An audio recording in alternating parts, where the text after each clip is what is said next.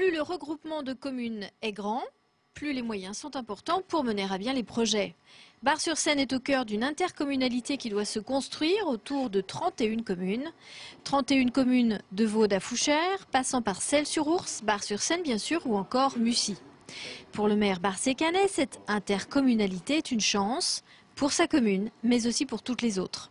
Quand on s'organise de cette manière-là, il y a des retombées fiscales sur la collectivité qui sont non négligeables et qui viennent pour partie en déduction des impôts locaux. Prenons le cas d'un gymnase, par exemple, ou d'une piscine, tout le monde va participer.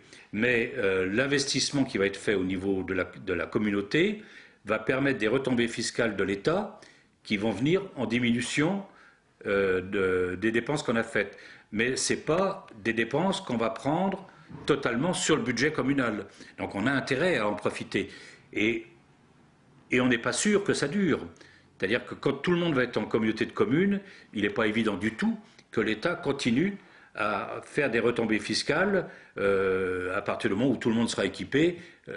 Après, les collectivités se débrouilleront avec leur imposition locale. Le soutien financier de l'État dépend de la population, de l'intégration fiscale et de l'importance des compétences attribuées à cette intercommunalité. Cette dotation globale de fonctionnement va de 19 à 33 € par habitant. Une manne qui ne rassure pas vraiment Rumilly-les-Vaudes, une des 7 communes aujourd'hui opposées à cette intercommunalité à 31. Son principal souci, que les gros mangent les petits. Les périmètres sont trop grands, quoi. De Rumilly-les-Vaudes pour aller jusqu'à Mussy-sur-Seine, il y a 30 km. Alors c'est vraiment trop grand pour nous. Nous, au point de vue petite commune, on aurait souhaité peut-être une intercommunalité plus petite, qu'on puisse décider ensemble de ce qu'on pouvait créer. Mais enfin, on voudrait toujours rester maître de notre situation, quoi. Alors qu'après, en intercommunalité, on ne sait pas comment ça va se passer. Dans l'Aube, il existe 18 communautés de communes qui comportent de 6 à 27 communes et entre 2000 et 18 000 personnes, communautés troyennes mises à part. En France, à peu près 93% des communes sont dans une intercommunalité. Dans l'Aube, un peu plus de 69%.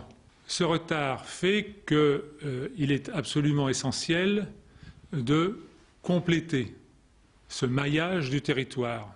Pourquoi ? Nous avons la chance d'avoir une communauté d'agglomération qui est centrale et recouvre à peu près la moitié de la population.